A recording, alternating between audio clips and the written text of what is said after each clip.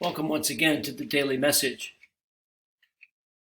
Today, my litany of prayer for those we need to remember during this time of pandemic is for residents of nursing homes. We know from the news and perhaps from personal experience just how heavily impacted nursing home residents have been all over the country.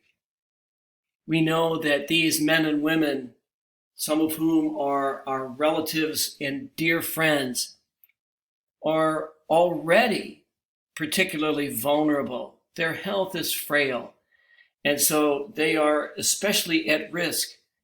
Added to that is that they live in close quarters, and it's very difficult for them to distance from each other. We offer our prayers today for those who reside in nursing homes and assisted living centers and even in independent living arrangements. We pray as well for those who care for them.